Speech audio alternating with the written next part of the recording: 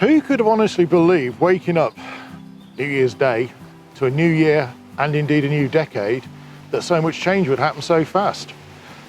Covid, coronavirus was phrases we'd never heard of. Now look at them. Within a matter of days, it seemed as though it was unstoppable as it travelled around the world. And bit by bit, it started to affect the countryman. The hound shows, the agricultural shows, the summer shows, the great social gatherings for many a countryman are cancelled. The hunts actually cancelled some of the later meets. Thankfully, generally, for the shooting man, it didn't have a great effect because that was all over by the 1st of February. But it's now early summer and we're looking forward. We're going to think about next season. What is shooting going to be like next season? And what I've done is I've come down to meet up with an old friend of mine, Ed Coles. He's a second generation keeper. And I'm going to have a chat with him about what it's been like through lockdown. More importantly, how's he planning for the coming season shooting?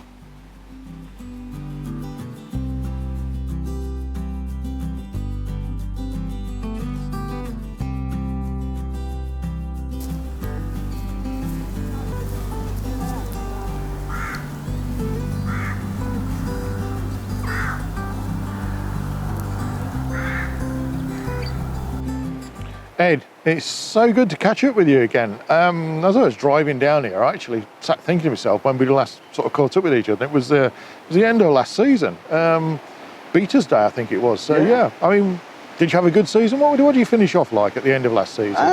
We finished off well.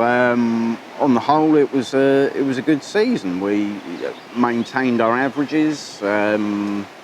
Dropped off a little bit from the switch over to pheasant to partridge, which it does do, but yeah, it was a good season.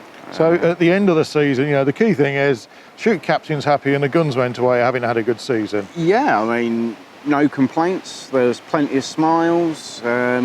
Yeah, good fun all round, I think. And when you consider, I mean, we can almost go back to sort of late September. It started raining, and it really didn't start raining until March this year. I mean, I know a lot of shoots suffered with the rain. I mean, how did you get through that? Did it to great effect? We were fairly lucky with our day. You know, when we had our shoot days, we avoided most of it, but you know, it did kind of present its own problems, kind of getting about and pushing vehicles when we didn't need to. Yeah, but I know the shoot is very special to you, isn't it? And I know it's not just a part-time job for you. There's something more personal here for you, isn't there? Yeah, there's a bit of heritage here. My father was the keeper here back in the 80s. That's why the family moved down here. So he spent sort of 5-6 years as the keeper here. Sadly, the shoot folded, but we stayed on. Mother was working on the estate as well. So yeah, I kind of grew up here. Wasn't it ironic though that the rain virtually stopped and the sunshine come out on the day that the lockdown came into force? Yeah. How's lockdown been for you? I mean, I know keeping is a fairly lonesome job and you're out there on your own. I mean, compared to previous years, has it made a great difference at all during the lockdown period?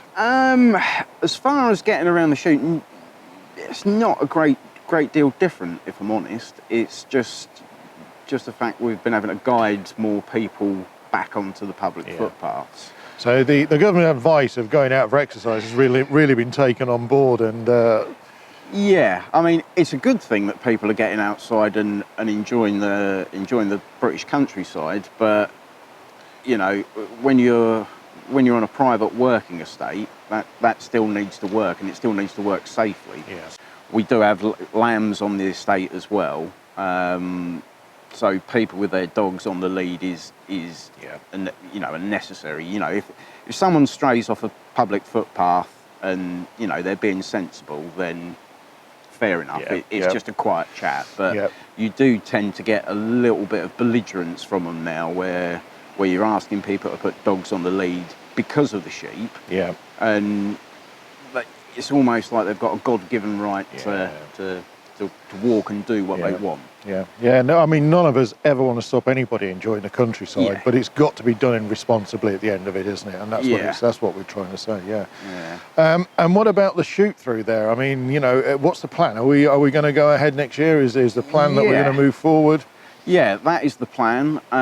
We plan on shooting. I mean, whatever way you look at it, it's going to be different this year. I mean, because we're a smallish syndicate, I think the smaller places will probably do better. We can kind of suck things up for a season. Yeah, I would agree with that, and I think also on the smaller syndicate shoot, the expectation is somewhat less than paying, dare I say, hundreds or even into the £1,000 a day. You're looking for a return on it, whereas a syndicate, you're almost buying into the season's worth. So as long as you get it within the season, rather than on the day, there's a different expectation from a gun who's buying into it, isn't there? Yeah, and I think that's been shown by the number of sort of bigger shoots that have basically pulled the plug for this year, because they rely on that money coming in, you know, deposits to actually run the shoot from the season.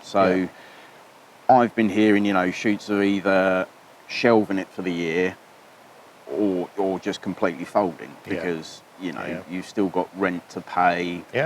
But I think in one way it will separate the sporting from the greedy, shall I say. Anyone that's got a shoot that's kind of shelving it at the minute, but then still sowing the cover crops, still having the predator control, the overwinter feeding, you know, that will separate.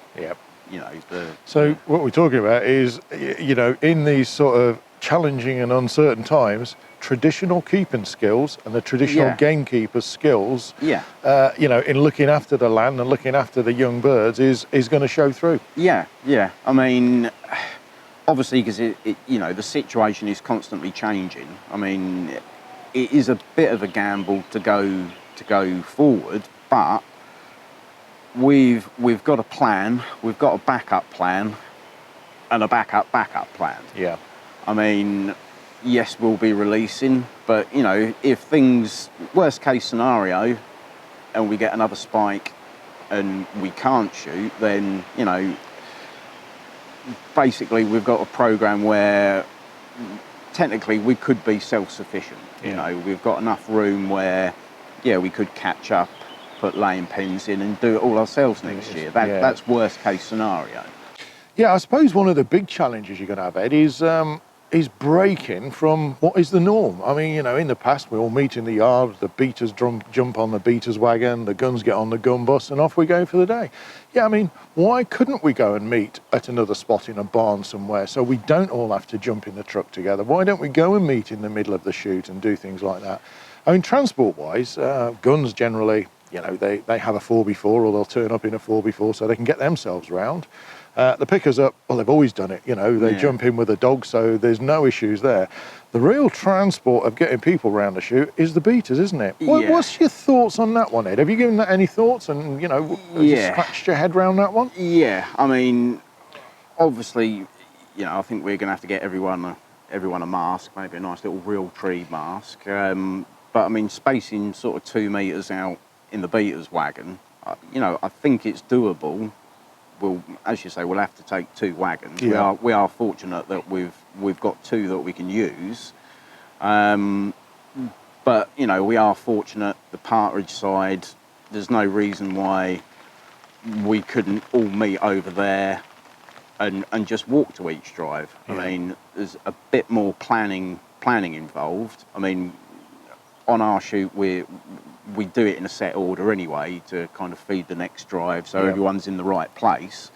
So with just a little bit more kind of logistical thinking, I think it's more than doable. And we've got to be positive about it. I mean, I think we've got to be positive and accept that there will be change. You know, there's a drive I remember some years ago when I was picking up, and we always took it essentially from east to west, always did. And the keeper one day says, the wind's not right today. We did it the opposite way, and we're all going, whoa, we never do it this way, and everybody's questioning it. And yet, it was absolutely wonderful. You know, it proved out. So I think, you know, from the beaters to the pickers up to the guns, everybody, we've got to do things differently, haven't we? I mean, it's a bit of an odd situation to be in, but it is the ideal time to try new things. You know, we've got to accept, all right, we might not be shooting what we've been shooting for the last couple of years, but it's not all about the bag. It's about the experience. So, you know, we should be trying different things this season. I think, you know, even for the shoots that aren't going this year, if they're still planting the crops, still doing you know, predator control, you know, that's a win-win. But ideal time to try another cover crop. Yeah. Almost saying that we've got to put some shoots on furlough and then pick them up again next season. Exactly. Yeah, but I mean, I'm still looking forward to the season. It is going to be different. So Ed, you've obviously thought this through a bit. I mean, I grew up with a shoot. I can remember now very clearly as a 7 or 8 year old helping Dad out, who was a regular picker up. I was beating. And the beater's line would go through a wood, and on the left of the wood with a couple of guns, and on the right of the wood a couple of guns, and often even behind the beaters going down the main ride, you'd have walking guns. So, you know, it's nothing new that if we expect the guns to just change a little bit this year. Would you agree with that? Yeah, definitely. And to be honest with you, it would probably add to the experience, to be honest with you. I mean, I don't see any harm in, you know, splitting the day up with kind of just a little walked up drive in between some of the driven ones. You know, I think it'd add to the experience and almost be a little bit more pure a sport, if you know what I mean. I think I'd probably agree with you there. I mean, I think what with probably the you know, the message going out to anybody who wants to go and book some day shooting this year, it's going to be different. Yeah. It is. There's no two ways about it. And I think the other thing that I'd probably say to anybody now is, you know, with the challenges, and we've just spoke as we were coming up today, there's you know, local to you, 3 shoots aren't going to shoot next year. Yeah. If you want a day shooting, probably book it sooner rather than later. Indeed. But accept what's offered to you this year. Yeah. It's certainly not going to be the same.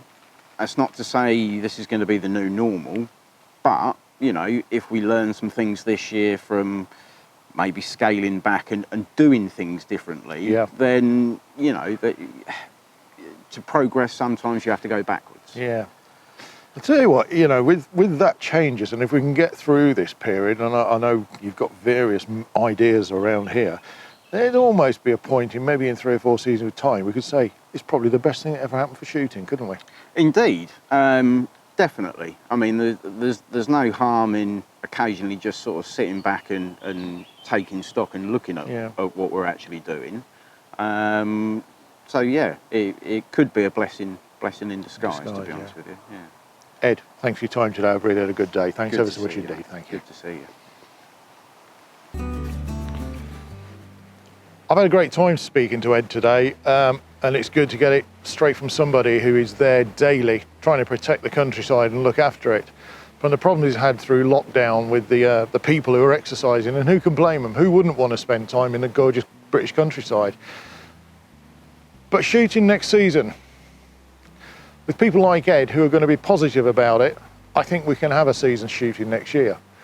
But I think most important is what he said. It's going to be different.